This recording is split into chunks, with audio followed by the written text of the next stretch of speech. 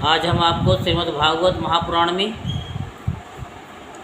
कर्दम जी की तपस्या और भगवान का वरदान के बारे में आपको विस्तार पूर्वक कथा को सुनाएंगे। तो आप सभी मन को एकाग्र करते हुए शांति पूर्वक कथा को श्रवण करेंगे और धर्म लाभ प्राप्त करेंगे। तो विदुर जी ने पूछा कि भगवान शांभु मनु का वंश बड़ा आदरणीय माना गया है, उसमें मैथुन धर्म के द्वारा प्रजा की वृद्धि हुई थी।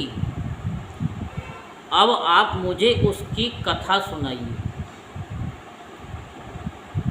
ब्राह्मण, आपने कहा था कि शांभु मनु के पुत्र प्रियव्रत और उत्तानपाद ने सातों द्वीपों वाली पृथ्वी का धर्मपूर्वक पालन किया था तथा उनकी पुत्री जो देवहूति नाम से विख्यात थी, कर्दम प्रजापति को ब्याही गई थी। देवहूति योग के लक्षण यमादि से संपन्न थी। उससे महायोगी कर्दम जी ने कितनी संतानें उत्पन्न की, वह सब प्रसंग आप मुझे विस्तार पूर्वक सुनाइए। मुझे उसके सुनने की बड़ी इच्छा है। इसी प्रकार भगवान रुचि और ब्रह्मा जी के पुत्र दक्ष प्रजापति ने भी मनु जी की कन्याओं का पाणी ग्रहण करके उनसे किस प्रकार क्या क्या संतानें उत्पन्न की थी, ये सब चरित्र भी मुझे सुनाइए। तो मैत्री जी ने कहा कि विदुर जी, जब ब्रह्मा जी ने भगवान कर्दम को आज्ञा दी कि तुम संतान की उत्पत्ति करो, तो उन्होंने 10,000 वर्षों तक सरस्वती नदी के तीर पर तपस्या की। वे एकाग्र चित्त से प्रेम पूर्वक पूजनोपचार द्वारा शरणागत वरदायक श्री हरि की आराधना करने लगे। तब सतयुग के आरंभ में कमल नयन भगवान श्री हरि ने उनकी तपस्या से प्रसन्न होकर उन्हें अपने शब्द ब्रह्म में स्वरूप से मूर्तिमान होकर के दर्शन दिए। भगवान की वह भव्य मूर्ति सूर्य के समान तेजोमयी थी। वे गले में श्वेत कमल और कुमुद के फूलों की माला धारण किए हुए थे। वे मुख कमल नीली और चिकनी अलकावली से सुशोभित था।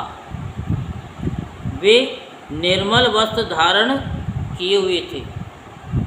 सिर पर झिलमिलाता हुआ स्वर्ण में मुकुट, कानों में जगमगाते हुए कुंडल और कर कमलों में शंख चक्र गदा आदि आयुध विराजमान थे। उनके एक हाथ में क्रीड़ा के लिए श्वेत कवल सुशोभित था। प्रभु की मधुर मुस्कान भरी चितवन चित्त को चुराए लेती थी। उनके चरण कमल गरुड़ जी के कंधों पर विराजमान थे तथा वक्ष स्थल में श्री लक्ष्मी जी और कंठ में कौस्तुभ मणि सुशोभित थी। प्रभु की इस आकाश स्थिति मनोहर मूर्ति का दर्शन करके कर्दम जी को बड़ा हर्ष हुआ, मानो उनकी सभी मनोकामनाएं पूर्ण हो गई। उन्होंने सानंद हृदय से पृथ्वी पर सिर टेककर भगवान को साष्टांग प्रणाम किया और फिर प्रेम प्रवण चित्त से हाथ जोड़कर सुमधुर वाणी से वे उनकी स्तुति करने लगे। कर्दम जी ने कहा कि स्तुति करने योग्य परमेश्वर, आप संपूर्ण सत्वगुण के आधार हैं। योगी जन उत्तरोत्तर शुभ योनियों में जन्म लेकर अंत में योगस्थ होने पर आपके दर्शनों की इच्छा करते हैं। आज आपका वही दर्शन पाकर हमें नेत्रों का फल मिला है।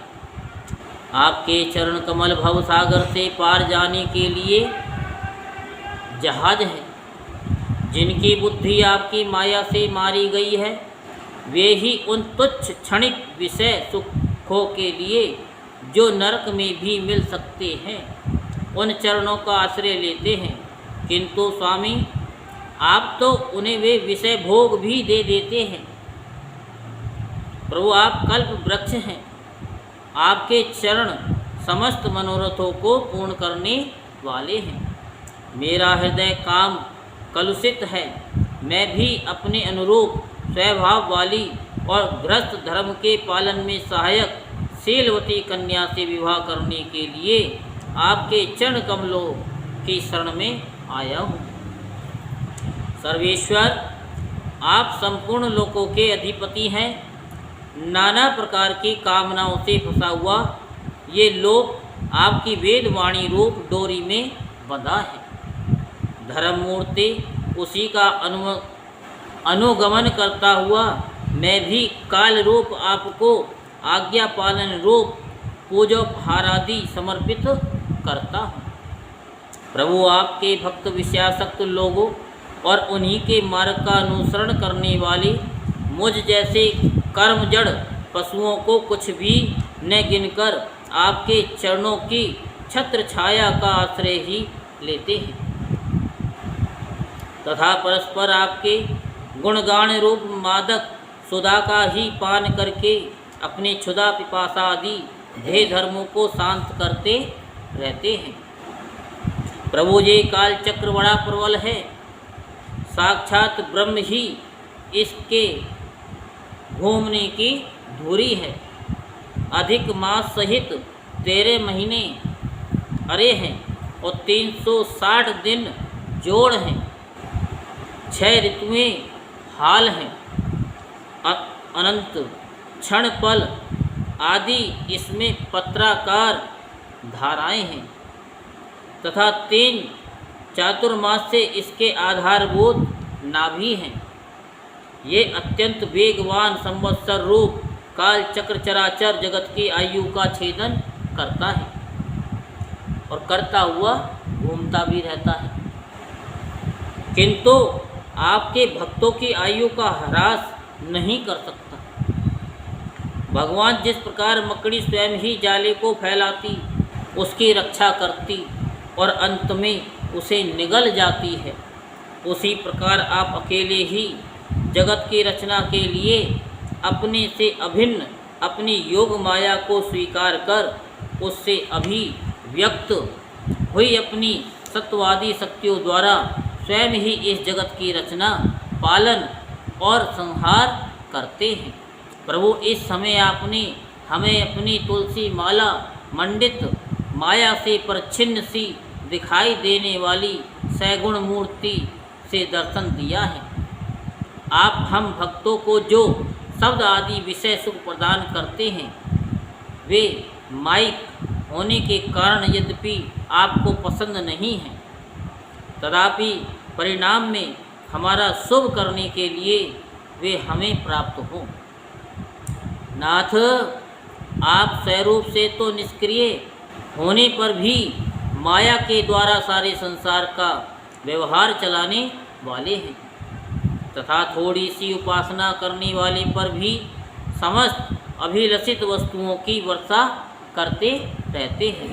आपके चरण कमल वंदनीय हैं, मैं आपको बार बार नमस्कार करता हूँ। तो मैत्री जी कहते हैं, भगवान की बोहें प्रण मुस्कान भरी चितवन से चंचल हो रही थी। वे गरुड़ जी के कंधे पर विराजमान थे। जब करदम जी ने इस प्रकार निष्कपट भाव से उनकी स्तुति की, तब वे उनसे अमृतमयी वाणी से कहने लगे। तो भगवान कहते हैं कि जिसके लिए तुमने आत्म संयम आदि के द्वारा मेरी आराधना की है, तुम्हारे हृदय के उस भाव को जानकर मैंने पहले से ही उसकी व्यवस्था कर दी है। प्रजापति, मेरी आराधना तो कभी भी निष्फल नहीं होती। फिर जिनका चित्त निरंतर एकांत रूप से मुझ में ही लगा रहता है, उन तुम जैसे महात्माओं के द्वारा की हुई उपासना का तो और भी अधिक फल होता है। तो वो उपासना क्या है, कैसे करनी चाहिए, वो हम आपको कल बताएंगे। कि अगर आप एक मंत्र को बोल करके और 100 ग्राम दूध लेकर के, इतना तो व्यक्ति चढ़ा ही सकता है भोले बाबा पे, एक मंत्र पे एक बूंद जल चढ़ाए, जल नहीं दूध, और फिर एक बूंद चढ़ाते के साथ ही फिर दोबारा मंत्र बोले, तो वो निष्फल कभी नहीं जाता। उसका कहते हैं ना, दूधो ना हो पूतो फलो, तो उसे उस दूध की बूंद से, उस मंत्र के प्रभाव से वो मिलता है। जैसे एक अंधी ने परमात्मा से क्या मांगा, उन्होंने कहा कि एक वरदान मांग लूँ, तो उसने क्या कहा कि मैं अपने पोते को चांदी की चम्मच से दूध पीते हुए देखना चाहती हूँ। अब एक में उसने क्या क्या मांग लिया, सब कुछ मांग लिया। अंधी है, नेत्र भी मांग लिए, अब एक ही वरदान है। और अपने बच्चे की शादी भी मांग ली, पोता भी मांग लिया, और जो चांदी की चम्मच और सोने की थाली में जो भोजन करेगा तो क्या गरीब रहेगा? बताइए। बस शब्दों का ही फेर है। कहते हैं ना, ये मर्दों की क्या है, आगे हमको तो पता नहीं है, फेरी अम्मा तेरी या मेरी, ऐसी कुछ है ना, हमें नहीं पता है। आपने सुना है, हमें नहीं पता। चलो कोई बात नहीं, हमें तो आप लोगों से ज्ञान प्राप्त होता है, हमें कौन सा कुछ आता थोड़ी ही है। तो इसलिए कि एक ही सेंटेंस में, तो ऐसे ही वो पता नहीं एकदम भाव आ गया। चलो आपको बता देंगे। कभी हमने दीपक को बताया था, उसको भी याद नहीं। 100 ग्राम दूध, एक बूंद डालो, एक मंत्र पढ़ो। आपको भगवान भोले से मांगने की ज़रूरत नहीं है। जो आपकी इच्छा है और जो आपने सोचा भी नहीं है वो आपको मिलेगा। और दूसरी बात, जिसके लिए आपने आशीर्वाद ऐसे कर दिया, वो आशीर्वाद कभी भी निष्फल नहीं होगा। ब्राह्मणों से संतों से क्या कहते हैं, आशीर्वाद दे दो। अब आशीर्वाद तो तब लगेगा ना जब वो चुम्बक और लोहा, चुम्बक किसको पकड़ती है, लोहे को पकड़ती है, उसका भाव होगा तो मिल जाएगा। तो वो उस दूध की बूंद का मंत्र आपको बताएंगे। हमको याद ना हो तो हमको कल बता देना। गाय का हो, भैंस का हो, किसी का भी हो, दूध तो दूध है।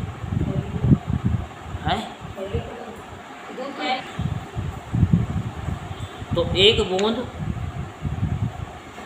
दूध चढ़ाना है और मंत्र पढ़ना है, और मंत्र भी बहुत इजी है। बस भगवान भोले से मांगना नहीं, वो आपको वो दे देंगे जो आपने कभी सोचा भी नहीं था। और ज़्यादा बड़ी बात नहीं है, 40 दिन में आपको चमत्कार ना दिखाई दे तो आप भी यहीं और हम भी यहीं। नागा नहीं होनी चाहिए। अगर आप नहाए नहीं हो, धोए नहीं हो, बुखार भी है, ऐसे ही चले आना गिरते पड़ते बिना नहाए धोए। कभी सोचो कि हम नहा धो करके ही आए, नहीं जी, क्योंकि वो नियम है तो नियम है। पत्थर मारने को भोले बाबा दर्शन दे सकते हैं, और ब्राह्मण प्रतिदिन आता था, उसको दर्शन नहीं दिए। वो यही तो देखते हैं कि ये हमारे नियम को कितना फॉलो करता है। कहते हैं कि जहाँ पैसा नहीं लगता है ना, वहाँ वो उपाय काम करता है, और जहाँ पैसा लग जाए वो उपाय काम करता नहीं है, जहाँ कुछ डिमांड हो। तो कहने का तात्पर्य सिर्फ इतना ही है कि आप करो और दूसरों को बताओ, क्योंकि ज्ञान और विद्या और भगवान की तरफ हम जितना जोड़ते हैं उसका फल हमको मिलता है। कि सुखी बसे सब संसार सब, दुखिया रहे न कोई, ये हम सब की अभिलाषा भगवान पूरी हो।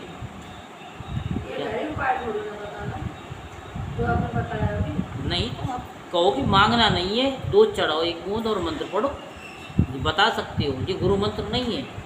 ये तो ये है कि बहुत से दुखी हैं फलाना, कि भाई कि तो अपने दुख मत मांग, कहना कि काटो, तुम उनसे सिर्फ दूध चढ़ाओ और मंत्र पढ़ो, दुख भी दूर हो जाएंगे और जो मुंह से बोल दोगे वो सत्य होने लग जाएगा। कंठ पे सरस्वती विराजमान हो जाएगी और जो चाहेंगे वो आपको, आप सोचोगे कि हमने रात को तो सोचा था, सुबह उठते के साथ ही वो चीज़ हमको मिल गई। इसको हम दोबारा फॉलो करेंगे, हमको भी याद दिलवा देना, क्योंकि हम बताना जानते हैं तो कभी ये नहीं हम करते नहीं हैं, तो आपके साथ साथ में हम भी करना शुरू कर देंगे, क्योंकि हम तो वो हैं, हम बने और तुम बने एक दूसरे के लिए। तो प्रसिद्ध यशस्वी सम्राट शंभु मनु ब्रह्मावर्त में रहकर 7 समुद्र वाली सारी पृथ्वी का शासन करते हैं। विप्रवर वे परम धर्मज्ञ महाराज महारानी शतरूपा के साथ तुमसे मिलने के लिए परसों यहाँ आएंगे। ये उपाय भी प्रभु की कृपा से निकला, ये यहाँ से उन्हें बताते नहीं आसानी से, उन्हें हमको याद था।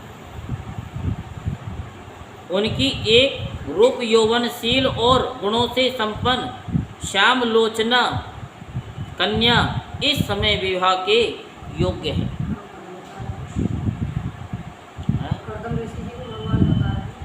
कि वो परसों आएंगे। प्रजापति तुम सर्वदा उसके योग्य हो, इसलिए वे तुम ही को वे कन्या अर्पण करेंगे। अनेकों वर्षों से तुम्हारा चित्त जैसी भार्या के लिए समाहित रहा है, अब शीघ्र ही वह राजकन्या तुम्हारी वैसी ही पत्नी होकर यथेष्ट सेवा करेगी। आपको यकीन नहीं होगा, शुगर की बीमारी, सांस की बीमारी, एक मंत्र है हमारा क्या, बस यह कि जो विश्वास से करेगा, राम जी के सामने खड़े होकर के बोल दें कि राम कृपा नासई सब रोगा, जो ऐ भांति बने संजोगा। जो डॉक्टर कह दे ना कि ये रोग नहीं खत्म हो सकता तुम्हारे जीवन भर, वो रोग इस चौपाई से खत्म हो जाता। तो ये मंत्र जिनको प्रॉब्लम हो शारीरिक, वो बोलें, भाव से बोलें, सबरी की तरह। जैसे गुरु जी ने कहा कि एक दिन से राम जी तुम्हारी कुटिया पे आएंगे और आप भी भावपूर्ण होकर के इस मंत्र को बोलेंगे और भाव होगा कि क्या, कि ये मेरा रोग समाप्त होके ही रहेगा, तो वो रोग भी खत्म हो जाएगा। कैसा भी हो रोग, वो खत्म हो जाएगा।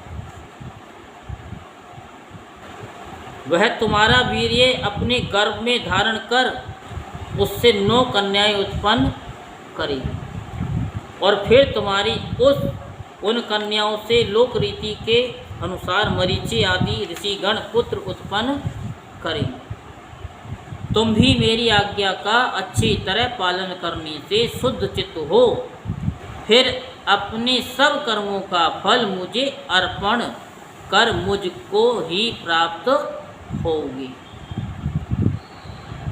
तो भगवान को कब प्राप्त होते हैं? जब उनको अर्पण कर दिए जाते हैं। जैसे हम कबूतर को भगाते हैं तो कैसे भगाते हैं? ताली बजा के भगाते हैं, पशु पक्षी को भी है।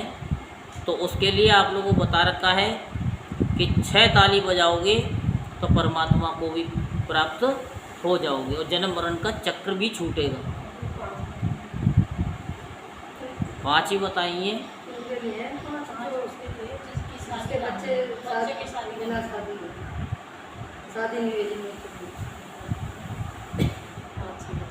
हाँ, हर तरह का बता रखा है।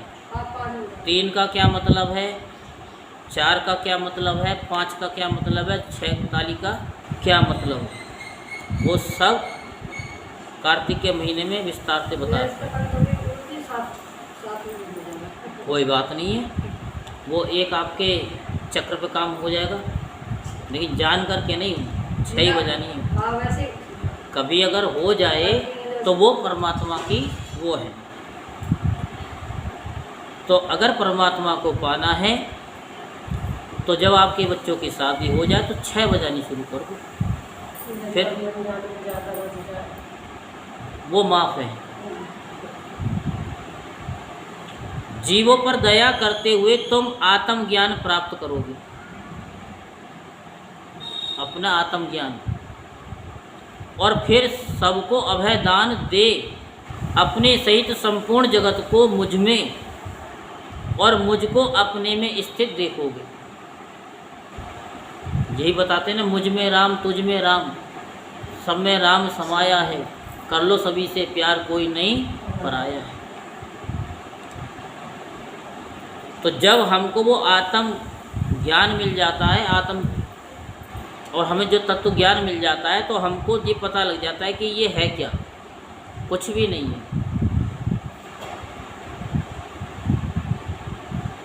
तो महामुनि, मैं भी अपने अंश कला रूप से तुम्हारे वीर द्वारा तुम्हारी पत्नी देवहूति के गर्भ में अवतीर्ण होकर सांख्य शास्त्र की रचना करूँगा।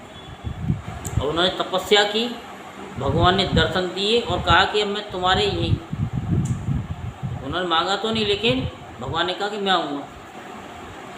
मैत्री जी कहते हैं कि विदुर जी कर्दम ऋषि से इस प्रकार कहकर इंद्रियों के अंतर्मुख होने पर प्रकट होने वाली श्री हरि सरस्वती नदी से घिरे हुए बिंदु सर तीर्थ से, जहाँ कर्दम ऋषि तप कर रहे थे, अपने लोक को चले गए।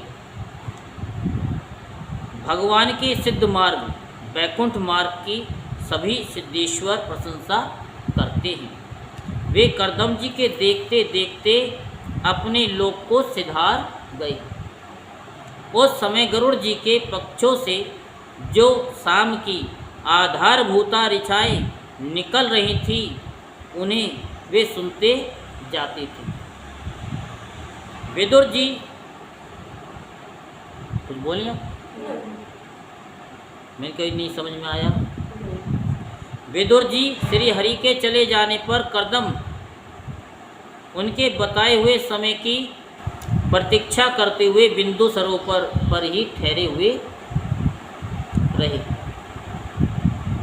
वेटिंग करते रहे कि आएंगे आएंगे आएंगे।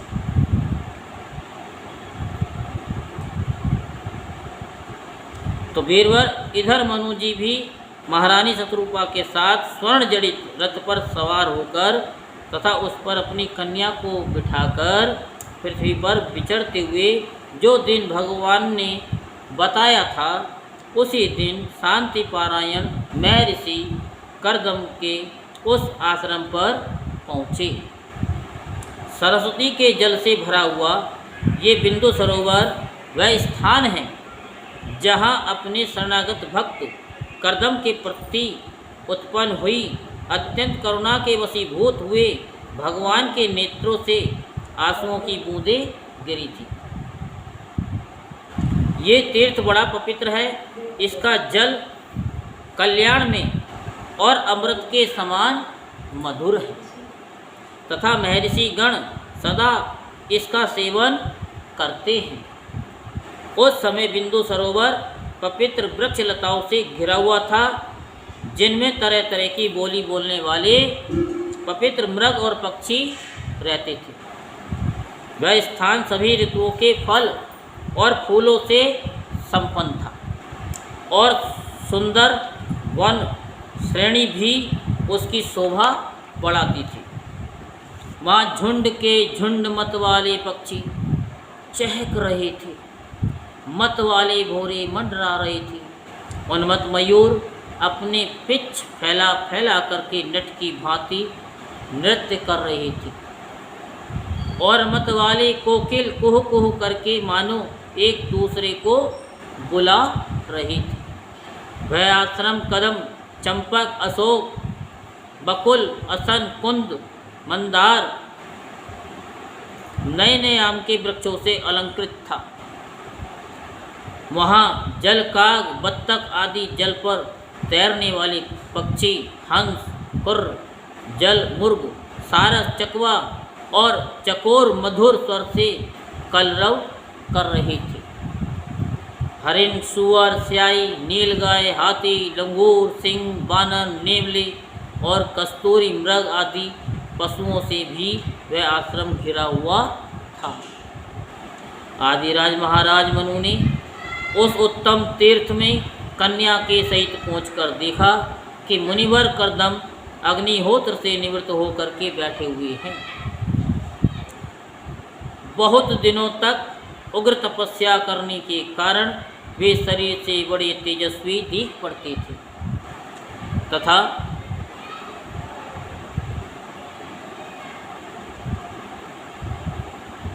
भगवान के स्नेह पूर्ण चितवन के दर्शन और उनके उच्चारण किए हुए कर्णामृत रूप सुमधुर वचनों को सुनने से इतने दिनों तक तपस्या करने पर भी वे विशेष दुर्बल नहीं जान पड़ते थे।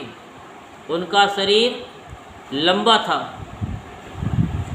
नेत्र कमल दल के समान विशाल और मनोहर थे, सिर पर जटाएं सुशोभित थीं और कमर में चेर वस्त्र थे।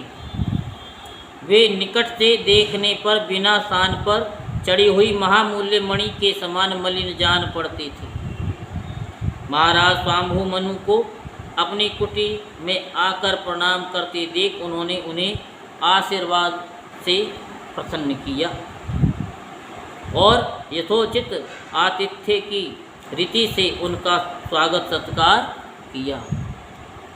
जब मनु जी उनकी पूजा ग्रहण कर स्वस्थ चित्त से आसन पर बैठ गए थे, तब मुनिवर कर्दम ने भगवान की आज्ञा का स्मरण कर उन्हें मधुर वाणी से प्रसन्न करते हुए इस प्रकार कहा, देव, आप भगवान विष्णु की पालन शक्ति रूप हैं, इसलिए आपका घूमना फिरना निसंदेह सज्जनों की रक्षा और दुष्टों के संहार के लिए ही होता है। आप साक्षात विशुद्ध विष्णु स्वरूप हैं तथा भिन्न भिन्न कार्यों के लिए सूर्य, चंद्र, अग्नि, इंद्र, वायु, यम, धर्म और वरुण आदि रूप धारण करते हैं। आपको नमस्कार है।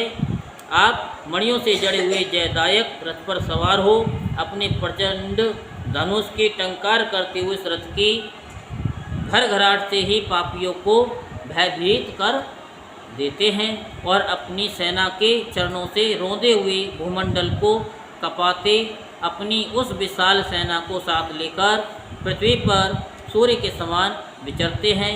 यदि आप ऐसा न करें तो चोर डाकू भगवान की बनाई हुई वर्णाश्रम धर्म की मर्यादा को तत्काल नष्ट कर दें तथा विषयलोलुप निरंकुश मानवों द्वारा सर्वत्र अधर्म फैल जाए। यदि आप संसार की ओर से निश्चिंत हो जाएं, तो ये लोग दुराचारियों के पंजे में पड़कर नष्ट हो जाएं।